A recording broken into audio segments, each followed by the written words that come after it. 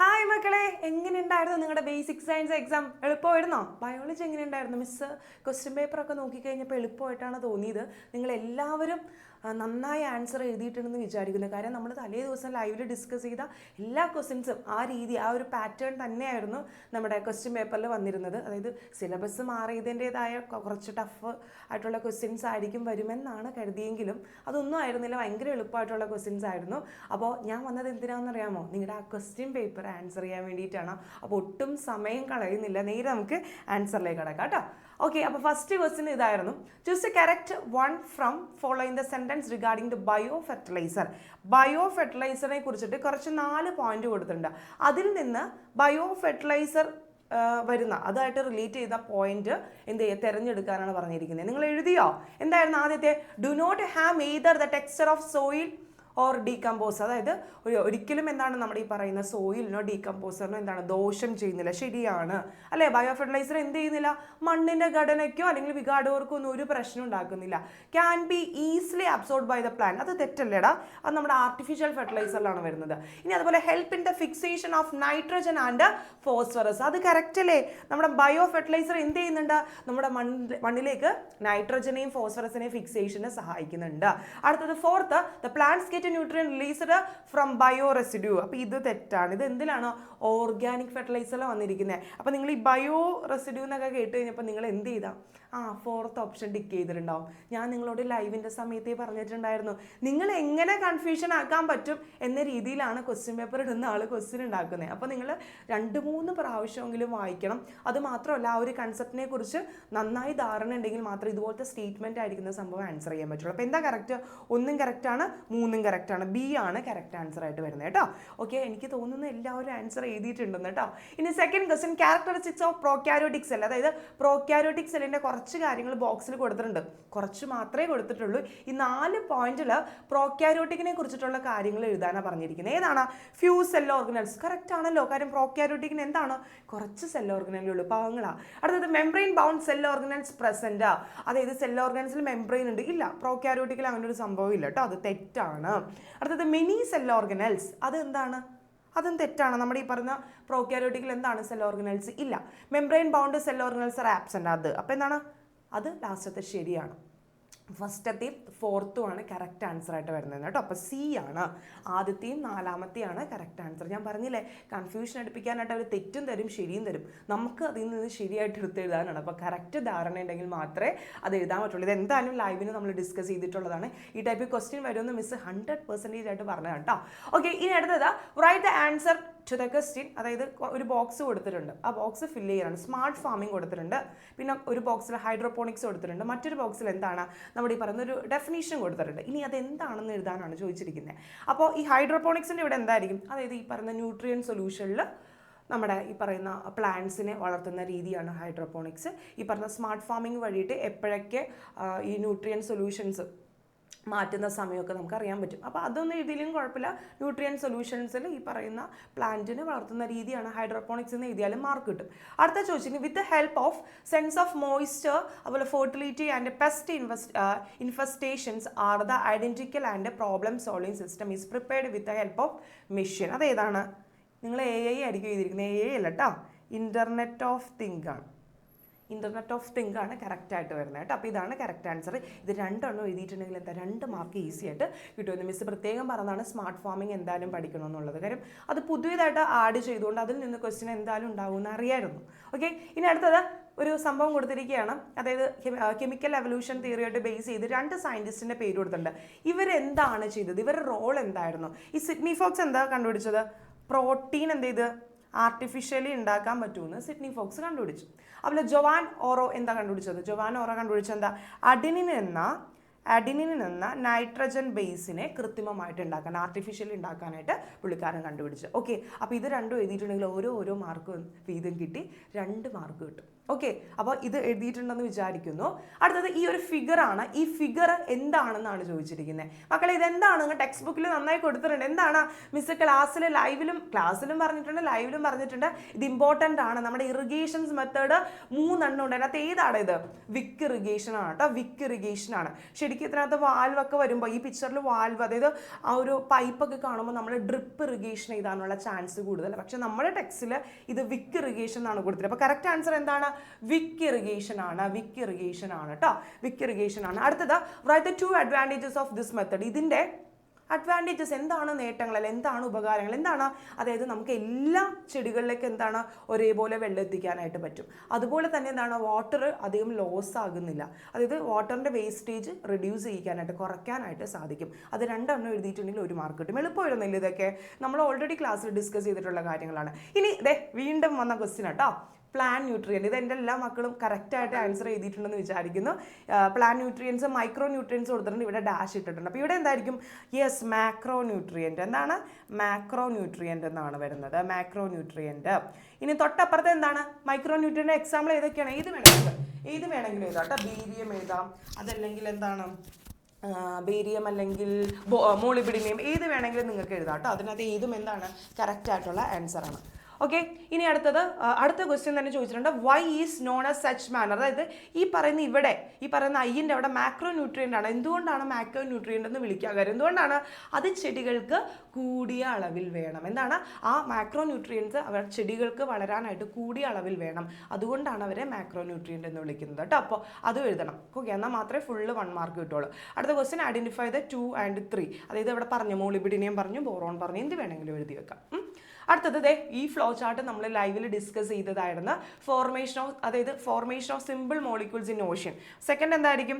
Formation of complex molecules. സങ്കീർണ തന്മാത്രകൾ രൂപം കൊണ്ടു. Complex molecule. ഇനി അടുത്തത് ഇവിടെ എന്തായിരിക്കും? അതായത് ന്യൂക്ലിക് ആസിഡും അതുപോലെ തന്നെ ലിപ്പിഡ് ലെയറും ഫോം ചെയ്തു. ഓക്കെ, ലിപ്പിഡ് ലെയറും ഫോം ചെയ്തു. Lipid layer. ഇതാണ് എന്ത് കറക്റ്റ് ആൻസർ തന്നെ കേട്ടോ. ഇത് എഴുതിയിട്ടുണ്ടെങ്കിൽ ഇതിൻ്റെ 2 മാർക്കും കിട്ടും. ഇത് നമ്മൾ ലൈവിൽ പറഞ്ഞത്. ആദ്യം എന്ത് ചെയ്തു? സിമ്പിൾ ആയിരിക്കുന്ന ബയോമോളിക്യൂൾസാണ് ഫോം ചെയ്തത്. അതിനുശേഷം എന്താ? കോംപ്ലക്സ് ആയിരിക്കുന്ന ബയോമോളിക്യൂൾസ് അല്ലെങ്കിൽ സങ്കീർണമായിരിക്കുന്ന ജൈവ തന്മാത്രയാണ് ഉണ്ടായത്. അതിൽ നിന്ന് ഒരു ന്യൂക്ലിക് ആസിഡും അതുപോലെ തന്നെ ഒരു പ്രോട്ടീൻ്റെ ലിപ്പിഡ് ലെയറിൻ്റെ കൊഴുപ്പിൻ്റെ ഒരു ആവരണവും വന്നു. എന്നിട്ടാണ് പ്രിമിറ്റീവ് സെല്ലിലേക്ക് എത്തിയത്. ഇത് സിമ്പിൾ ആയിരുന്നു എന്ന് വിചാരിക്കുന്ന കാര്യം നമ്മൾ ഇതൊക്കെ ഓൾറെഡി ഡിസ്കസ് ചെയ്തിട്ടുള്ള കാര്യങ്ങളാണ്. അടുത്തതും മിസ് പറഞ്ഞു തന്ന ക്വസ്റ്റ്യൻ ആയിരുന്നു. എ എന്താണ്, ബി എന്താണെന്ന് ഫില്ല് ചെയ്യണം. എ എന്തായിരുന്നു? ഇവിടെ എന്താ? Aerobic bacteria. Engulf aerobic bacteria. അതായത് എയറോബിക് ബാക്ടീരിയത്തിന് എന്ത് ചെയ്യുന്നുണ്ട്? നമ്മൾ എൻഗൾഫ് ചെയ്യുന്നുണ്ട്. ഓക്കെ, അതിനുശേഷം എന്ത് ചെയ്യുന്നു? ഈ പറയുന്ന പോലെ എന്താണ്? നമ്മുടെ ഈ പറയുന്ന ഡൈജഷൻ പ്രോസസ്സ് നടക്കുന്നതിന് പകരം അതിനെ പ്രൊട്ടക്ട് ചെയ്യുന്നു. അത് പിന്നീട് എന്തായിട്ട് മാറി? മൈറ്റോകോൺട്രിയ ആയിട്ട് മാറി. അപ്പോൾ താഴെ എന്തായിരിക്കും? താഴെ ഇവിടെ ഫോട്ടോസിന്തറ്റിക് ബാക്ടീരിയത്തിനെയാണ് എന്ത് ചെയ്തിരിക്കുന്നത്? വിഴുങ്ങിയിരിക്കുന്നത്, എൻഗൾഫ് ചെയ്തിരിക്കുന്നത്. അപ്പോൾ ഇവിടെ വരുന്നത് എന്താ? ഈ പറയുന്നത് എല്ലാം കറക്റ്റ് ആയിരിക്കും. ഓക്കെ, ഈ മൈറ്റോകോൺട്രിയ എന്ന് പറയുന്ന വേർഡ് മാറിയിട്ട് അവിടെ എന്താണ്? ക്ലോറോപ്ലാസ്റ്റ്. ആ വ്യത്യാസം മാത്രമേ ഉള്ളൂ കേട്ടോ. ക്ലോറോപ്ലാസ്റ്റ് എന്ന ആ ഒരു വ്യത്യാസം മാത്രമേ ഉള്ളൂ. ബാക്കി ഈ പറഞ്ഞ പോലെ നിങ്ങൾക്ക് എളുപ്പ രീതിക്ക് വേണ്ടിയിട്ട് എന്ത് ചെയ്തിട്ടുണ്ട്? അവർ ഓൾറെഡി ഒരെണ്ണത്തിന് ഡെഫിനേഷൻ കൊടുത്തിട്ടുണ്ട്. ആ ഡെഫിനേഷൻ അങ്ങനെ തന്നെ എഴുതിയിട്ട് താഴെ എന്താണ്? ഇൻറ്റു ഫോമേ മൈറ്റോകോൺട്രിയക്ക് പകരം എന്താണ്? ക്ലോറോപ്ലാസ്റ്റ് എന്നാണ് എഴുതേണ്ടത്. അത് എഴുതിയിട്ടുണ്ടെങ്കിൽ വീണ്ടും 2 മാർക്ക് നിങ്ങളുടെ പേപ്പറിൽ കിടക്കും. ഇനി അടുത്തൊരു ക്വസ്റ്റ്യൻ വന്നിട്ടുണ്ട്. First, answer the given question regarding vertical farming. അതായത് വെർട്ടിക്കൽ ഫാമിങ്ങിനെ കുറിച്ചിട്ടുള്ള കുറച്ച് ക്വസ്റ്റ്യൻസ് തന്നിട്ടുണ്ട്. നിങ്ങളോട് ആൻസർ ചെയ്യാനാണ് പറയുന്നത്. ക്വസ്റ്റ്യൻ പേപ്പർ ആണല്ലോ, ക്വസ്റ്റ്യൻ അല്ലേ തരുള്ളൂ, ആൻസർ നമ്മൾ എഴുതണം. അപ്പോൾ ക്വസ്റ്റ്യൻ ഇതാണ്: how does a system help to reduce water utilization? Vertical ഫാമിങ്ങിൽ എങ്ങനെയാണ് വാട്ടറിൻ്റെ യൂസേജ് കുറയ്ക്കുന്നത് എന്നുള്ളത്. കാരണം നമ്മൾ ഓൾറെഡി പഠിച്ചിട്ടുള്ള വെർട്ടിക്കൽ ഫാമിങ്ങിൽ എന്തുണ്ട്? ഹൈഡ്രോപോണിക്സ് ഉണ്ട് അല്ലേ? ഹൈഡ്രോപോണിക്സ് ഒക്കെ ഉണ്ട്. അതുപോലെ തന്നെ എയറോപോണിക്സ് ഒക്കെ ഉണ്ട്. അത് ജസ്റ്റ് റൂട്ടിൽ വന്നിട്ട് സ്പ്രേ ചെയ്ത് കൊടുത്താൽ മതി. അപ്പോൾ കറക്റ്റ് ടൈമിൽ കൊടുക്കുമ്പോൾ അധികം വാട്ടറിൻ്റെ ലോസ് കുറയുന്നുണ്ട്. അതുപോലെ തന്നെ ഈ നമ്മുടെ ഹൈഡ്രോപോണിക്സിലാണെങ്കിൽ ഈ വാട്ടർ റീസൈക്കിൾ ചെയ്യാനുള്ള ഓപ്ഷനും കൂടി ഉണ്ട്. അപ്പോൾ അങ്ങനെ എന്താണ്? ഈ പറയുന്ന വാട്ടറിൻ്റെ ആ ഒരു വാട്ടറിൻ്റെ അളവ് നമുക്ക് റെഡ്യൂസ് ചെയ്യാം. കുറേ ഒന്നും ഇതാക്കണ്ട, ഒരു പ്രാവശ്യം ഒരു സൈക്കിളിൽ കംപ്ലീറ്റ് ചെയ്ത ആ എന്താണ് ഹൈഡ്രോപോണിക്സിൽ ആ വാട്ടർ തന്നെ നമുക്ക് വീണ്ടും ഉപയോഗിക്കാനായിട്ട് പറ്റുന്നുണ്ട്, റീസൈക്കിൾ ചെയ്യാൻ പറ്റുന്നു. അതാണ് കേട്ടോ കറക്റ്റ് വേർഡ് വരുന്നത്. അടുത്ത second question, how does this farming method overcome space limitation? അതായത് എങ്ങനെയാണ് ഈ വെർട്ടിക്കൽ ഫാമിങ്ങിൻ്റെ സ്പേസ് ലിമിറ്റേഷൻ ഓവർകം ചെയ്യാൻ പറ്റുന്നത്? അപ്പോൾ നിങ്ങൾ അതിൻ്റെ ഡെഫിനേഷൻ എഴുതി വെച്ചാൽ മതി. വെർട്ടിക്കൽ ഫാമിംഗ് എന്ന് വെച്ചാൽ എന്താണ്? വെർട്ടിക്കലി ഇങ്ങനെ അറേഞ്ച് ചെയ്തിരിക്കുന്നത്, ലംബമായിട്ട് അറേഞ്ച് ചെയ്തിരിക്കുന്നതുകൊണ്ട് തന്നെ കുറേ സ്പേസ് ഒന്നും വേണ്ട, എന്താണ്, കുറച്ച് സ്പേസ് മതി. ഓക്കെ, അതുപോലെ തന്നെ അതിനകത്ത് ലൈറ്റും, അതായത് സൂര്യപ്രകാശത്തിനെയൊക്കെ നമുക്ക് ജസ്റ്റ് ലൈറ്റൊക്കെ ഇട്ട് ആർട്ടിഫിഷ്യലി നമുക്ക് ക്രിയേറ്റ് ചെയ്തെടുക്കാൻ പറ്റും. അതുപോലെ തന്നെ മോയ്സ്ചർ നമുക്ക് ആ റൂമിൽ സെറ്റ് ചെയ്തെടുക്കാൻ പറ്റും. ഇത് പുറത്ത് ചെയ്യണം എന്നില്ല, നമുക്ക് റൂമിൻ്റെ അകത്ത് തന്നെ ഈ വെർട്ടിക്കൽ ഫാമിംഗ് ചെയ്യാനായിട്ട് പറ്റും. അപ്പോൾ സ്പേസ് ഇല്ല എന്ന് വെച്ചിട്ട് എക്സ്ക്യൂസ് പറഞ്ഞിട്ട് കാര്യമില്ല. വെർട്ടിക്കൽ ഫാമിംഗ് എന്താണ്, എല്ലാവർക്കും പറ്റുന്ന ഒരു കൃഷി രീതിയാണ്. ഓക്കെ, ഇനി അപ്പോൾ അത് കഴിഞ്ഞ് ഇനി ഓർ ക്വസ്റ്റ്യൻ വന്നിരിക്കുന്നത്, എനിക്ക് തോന്നുന്നത് നിങ്ങൾ ഇത് എഴുതാനാ ചാൻസ്. ഈ 8ാമത്തെ എ എഴുതില്ല, ബി ആയിരിക്കും എഴുതുന്നത്. ദ സെമിനാർ ടോപ്പിക് ഫെർട്ടിലൈസർ, അതായത് ഫെർട്ടിലൈസറിനെ കുറിച്ചിട്ടുള്ള ഒരു സെമിനാറാണ്. അതിൻ്റെ topic fertiliser and advantages and limitation. Fertiliser അല്ലെങ്കിൽ വളത്തിനെ കുറിച്ച് നേട്ടങ്ങളും ഉണ്ട്, എന്താ അതിനൊപ്പം തന്നെ ദോഷങ്ങളുണ്ട്. അപ്പോൾ അതിനെ സംബന്ധിച്ച് കുറച്ച് ക്വസ്റ്റ്യൻസ് കൊടുത്തിട്ടുണ്ട്, അതിന് ആൻസർ ചെയ്യാനാണ് പറഞ്ഞിരിക്കുന്നത്. ഫസ്റ്റ് ക്വസ്റ്റ്യൻ ഇതാണ്, write 2 advantages of nano fertilizer. ഈ ക്വസ്റ്റ്യൻ കണ്ടപ്പോൾ തന്നെ നിങ്ങൾ ചിരിച്ചു കാണും അല്ലേ, കാരണം നിങ്ങൾ അത്ര നന്നായി പഠിച്ചൊരു ക്വസ്റ്റ്യൻ ആണ്. നാനോ ഫെർട്ടിലൈസറിൻ്റെ എന്താണ് 2 അഡ്വാൻറ്റേജസ് ഇതാണ്. എന്താണ്? മണ്ണിനും അതുപോലെ തന്നെ ഡീകമ്പോസർക്കും വിഘാടകർക്കും എന്താണ് ദോഷം ചെയ്യുന്നില്ല. രണ്ടാമത്തെ എന്താണ്, ഇത് മറ്റു വളങ്ങളെ വെച്ച് കുറച്ച് ക്വാണ്ടിറ്റി കൊടുത്താൽ മതി. വളരെ കുറച്ച് ക്വാണ്ടിറ്റി ഇട്ടാൽ തന്നെ എന്താണ്, ഇപ്പം കുറേ വാരി വലിച്ചൊന്നും ഇടേണ്ട കാര്യമില്ല, കുറച്ച് മേടിച്ചാൽ മതി, കുറച്ച് ഇട്ട് കൊടുത്താൽ മതി. ഓക്കെ, അടുത്ത സെക്കൻഡ് ക്വസ്റ്റ്യൻ. അപ്പോൾ 2 അഡ്വാൻറ്റേജസ് കിട്ടിയില്ല, നിങ്ങൾക്ക് ഇഷ്ടമുള്ളത് ഏതാണെന്ന് എഴുതാം. ടെക്സ്റ്റിൽ എനിക്ക് 4 കൊടുത്തിട്ടുണ്ടെന്ന് തോന്നുന്നു, ഏതാണെന്ന് വെച്ചാൽ എഴുതാം കേട്ടോ. അടുത്ത ബിയിൽ, it is a necessary to avoid excessive use of artificial fertilizer. Why? അതായത് നമ്മൾ പറയുന്നുണ്ട്, ടെക്സ്റ്റിലും പറയുന്നുണ്ട്, ആർട്ടിഫിഷ്യൽ ഫെർട്ടിലൈസർ കൂടുതലായിട്ട് പ്ലാന്റിന് ഇട്ട് കൊടുക്കരുത്. കാരണം എന്താണ് എന്നാണ് അവർ ചോദിച്ചിരിക്കുന്നത്. കാരണം എന്താണ്, നമ്മുടെ മണ്ണിൻ്റെ സ്ട്രക്ചറിന്, മണ്ണിൻ്റെ ആ ഒരു ടെക്സ്ചറിന് മാറ്റം സംഭവിക്കുന്നു. അതുകൊണ്ട് തന്നെ ആർട്ടിഫിഷ്യൽ ഫെർട്ടിലൈസർ നമ്മൾ കൂടുതലായിട്ട് ഇട്ട് കൊടുക്കാൻ പാടില്ല. അതാണ് കേട്ടോ കറക്റ്റ് ആൻസർ തന്നെ. ഓക്കെ, അപ്പോൾ സെറ്റല്ലേ? ഓക്കെ, സെറ്റാണ്. ഇനി അടുത്ത ഷുവർ ക്വസ്റ്റ്യൻ ആണെന്ന് പറഞ്ഞതാണ്, ഇതെന്താണ് നമ്മൾ ഓൾറെഡി ഡിസ്കസ് ചെയ്താണ്. അപ്പോൾ ക്വസ്റ്റ്യൻ ഈ ഒരു ഫിഗർ വന്നിട്ട് ചോദിച്ചിരിക്കുന്നത്, which theory evolution is validated by this experiment. ഇത് എന്ത് എക്സ്പെരിമെൻ്റ് ആണെന്നല്ല ചോദിച്ചിരിക്കുന്നത്, നിങ്ങളെ കൺഫ്യൂസ് ആക്കാൻ വേണ്ടിയിട്ട് അവർ ആ തിയറിയുടെ പേരല്ല, ഏത് തിയറീനെ എക്സ്പ്ലെയിൻ ചെയ്യാൻ വേണ്ടിയിട്ടാണ് ഇത് ഉണ്ടാക്കിയിരിക്കുന്നത്. ഏതാടാ? കെമിക്കൽ എവല്യൂഷൻ തിയറി കേട്ടോ. കെമിക്കൽ എവല്യൂഷൻ തിയറിയാണ് കേട്ടോ, കെമിക്കൽ എവല്യൂഷൻ തിയറി. ഓക്കെ, അപ്പം എനിക്കറിയാം ചിലപ്പോൾ കുറച്ച് പേര് യുറേ മില്ലർ എഴുതി വെച്ചിട്ടുണ്ടാകും. വിഷമിക്കേണ്ട, കുഴപ്പമില്ല. ഈ ഒരു ഓണത്തിൻ്റെ എക്സാം എന്ന് പറഞ്ഞാൽ നിങ്ങളുടെ 8ാം ക്ലാസ് തുടങ്ങിയിട്ടുള്ള ഫസ്റ്റത്തെ എക്സാം അല്ലേ, അപ്പോൾ ഒരു എക്സ്പെരിമെൻ്റ് ആണെന്ന് കരുതിയാൽ മതി. ഓരോ തെറ്റുകളും നമുക്കുള്ള ഓരോരോ പാഠങ്ങളാണ്. ഓക്കെ, അപ്പോൾ എന്താ ഫസ്റ്റത്തെ എന്താ കെമിക്കൽ എവല്യൂഷൻ തിയറി, യുറേ മില്ലർ ആണ് എഴുതി വെച്ചെങ്കിൽ പോട്ടെ, കുഴപ്പമില്ല. ഒരു പ്രാവശ്യം മാർക്കായാലും മനുഷ്യനല്ലേ, തെറ്റ് പറ്റുമല്ലോ. ബി വന്നിരിക്കുന്നത്, write the energy source indicator X. ഈ എക്സിൻ്റെ എനർജി സോഴ്സസ് ആയിട്ട് എന്താണ് ഉപയോഗിച്ചിരിക്കുന്നത്? എന്താണ്? ഇലക്ട്രോഡാണ് കേട്ടോ. ഇലക്ട്രോഡ് അല്ലെങ്കിൽ ഇലക്ട്രിക്കൽ സ്പാർക്കാണ് നമ്മൾ ഈ പറയുന്ന എക്സ്പെരിമെൻറ്റിൽ എനർജിക്കായിട്ട് യൂസ് ചെയ്തിരിക്കുന്നത്. ഇനി അടുത്തത് ദ പ്രൊഡക്റ്റ് വൈ. ഇതിനകത്ത് വൈ എന്താണ്? ഓൾറെഡി നമ്മൾ പറഞ്ഞിട്ടുണ്ട്. വൈ എന്താ? അമിനോ ആസിഡ് ആണ്. അമിനോ ആസിഡ് ആണ് വൈയിൽ വരുന്നത് കേട്ടോ. ഇവിടെ എന്തായിരുന്നു? ഇലക്ട്രോഡ് അല്ലെങ്കിൽ ഇലക്ട്രിക്കൽ സ്പാർക്കായിരുന്നു. ഓക്കെ, ഇനി തേർഡ് ക്വസ്റ്റ്യനിലേക്ക്, സിയിലേക്ക് നോക്കാം. What were the situation existed on the primitive earth similar to X. അതായത് ഈ എക്സിൽ പ്രിമിറ്റീവിൽ, അതായത് ആദിമ ഭൂമിയിൽ എക്സ് എങ്ങനെയായിരുന്നു? അന്തരീക്ഷത്തിൽ എന്തായിരുന്നു? എന്തൊക്കെ വാതകങ്ങൾ ഉണ്ടായിരുന്നു? അതായത് ആ സമയത്ത് അന്തരീക്ഷത്തിൽ എന്തുണ്ടായിരുന്നു? ഭയങ്കര ചൂടായിരുന്നു, ഭയങ്കര ചുട്ടുപടുത്തിരിക്കുകയായിരുന്നു. അപ്പോൾ ഹോട്ടായിരിക്കുന്ന ടെമ്പറേച്ചറാണ്, അത് എഴുതാൻ ഒരെണ്ണം. അതുപോലെ തന്നെ എന്താണ്, അവിടെ എന്തുണ്ടായിരുന്നില്ല, അത് പ്രത്യേകം എഴുതുന്നുണ്ട്. എന്തുണ്ടായിരുന്നില്ല? ഫ്രീ ആയിരിക്കുന്ന ഓക്സിജൻ ഉണ്ടായിരുന്നില്ല. പിന്നെ എന്തൊക്കെ വാതകങ്ങളായിരുന്നു ഉണ്ടായിരുന്നത്? ഹൈഡ്രജൻ ഉണ്ടായിരുന്നു, അമോണിയ ഉണ്ടായിരുന്നു, മീഥേൻ ഉണ്ടായിരുന്നു, ഹൈഡ്രജൻ സൾഫൈഡ് ഉണ്ടായിരുന്നു. അങ്ങനെയുള്ള കാര്യങ്ങളും എടുത്ത് എഴുതി കഴിഞ്ഞാൽ അടുത്ത ഒരു മാർക്ക് നിങ്ങൾക്ക് കിട്ടും. ഓക്കെ, ഇതൊക്കെ ഓൾറെഡി ഡിസ്കസ് ചെയ്തതാണ്, വീണ്ടും ഡിസ്കസ് ചെയ്ത കാര്യം. ഇതൊക്കെ ഷുവർ ക്വസ്റ്റ്യൻ ആണ്, വർഷങ്ങളായിട്ട് വന്നുകൊണ്ടിരിക്കുന്ന ക്വസ്റ്റ്യൻ ആണ് കേട്ടോ. അടുത്ത നെക്സ്റ്റ് 10ാമത്തെ ക്വസ്റ്റ്യൻ ആണ് പറഞ്ഞിരിക്കുന്നത്, the introduction of GM crops may pose the threat to local varieties. അതായത് GM ക്രോപ്സ് നാടൻ വിളകൾക്കൊരു ഭീഷണിയാണ്. സംഭവം ശരിയൊക്കെ തന്നെയാണ്. അപ്പോൾ അതായത് നമ്മൾ നാടൻ ഇനങ്ങൾ എന്ത് ചെയ്യും, വാങ്ങില്ല, അല്ലെങ്കിൽ നാടൻ ഇനങ്ങളെ മൈൻഡ് ചെയ്യാതെ ഈ പറയുന്ന പുറത്തുനിന്ന് കിട്ടുന്ന സാധനം പെട്ടെന്ന് കായ്ക്കുമല്ലോ. നമ്മൾ പ്രത്യേകിച്ച് എനിക്കൊന്ന് റംബൂട്ടാനൊക്കെ നാടൻ ഇനങ്ങളൊന്നും വേണ്ട, വലിയ ടേസ്റ്റ് ഇല്ല എന്നൊക്കെ പറഞ്ഞ് നമ്മൾ അതിനെ തഴഞ്ഞിട്ട് എന്താണ് ഈ പറയുന്ന പോലെ ആർട്ടിഫിഷ്യൽ GM ക്രോപ്സ് വഴി ഉണ്ടാക്കിയിരിക്കുന്ന റംബൂട്ടാനൊക്കെ നടും. അപ്പോൾ പെട്ടെന്ന് 3 വർഷത്തിനുള്ളിൽ കൊലക്കേക്ക് ചെയ്യും, നല്ല കുറേ ഫലമൊക്കെ കിട്ടും. ഓക്കെ, ഓക്കെ, അപ്പോൾ എന്താണ് നാടൻ വിഭവങ്ങൾക്ക് ശരിക്കും പറയുന്ന GM ക്രോപ്സ് ഭീഷണി തന്നെയാണ്. അപ്പോൾ ക്വസ്റ്റ്യൻ ഇതാണ്, how are the GM crops develop? എങ്ങനെയാണ് GM ക്രോപ്സ് ഡെവലപ്പ് ചെയ്തിരിക്കുന്നത്? എങ്ങനെയാണ് ആ GM ക്രോപ്സ് എന്താണെന്ന് ഡെഫിനേഷൻ എഴുതിയാൽ മതി. എന്താണ്? ജനറ്റിക് എഞ്ചിനീയറിംഗ് വഴി ജനിതക കോൺസ്റ്റിറ്റ്യൂഷൻ അല്ലെങ്കിൽ ജനിതഘടനയിൽ മാറ്റം വരുത്തി പുതിയ ഒരു ട്രൈറ്റ്സിനെ അല്ലെങ്കിൽ പുതിയ ഒരു സവിശേഷതയെ ഉൾപ്പെടുത്തിക്കൊണ്ട് പുതിയൊരു ചെടി ഉണ്ടാക്കുന്നതിനെയാണ് GM ക്രോപ്സ് എന്ന് പറയുന്നത് കേട്ടോ. അപ്പോൾ അതിൻ്റെ ആ ഒരു എന്താണ് ഡെഫിനേഷൻ എഴുതി കഴിഞ്ഞാൽ ഒരു മാർക്ക് ഉണ്ട്. രണ്ടാമത്തെ, why is necessary to maintain local variety? എന്തിനാണ് ലോക്കൽ വെറൈറ്റീസിനെ മെയിൻറ്റെയിൻ ചെയ്യുന്നത്? എന്തിനായിരിക്കും നമ്മുടെ നാടൻ ഇനങ്ങളെ നമ്മൾ മെയിൻറ്റെയിൻ ചെയ്യേണ്ട കാര്യം എന്താണ്?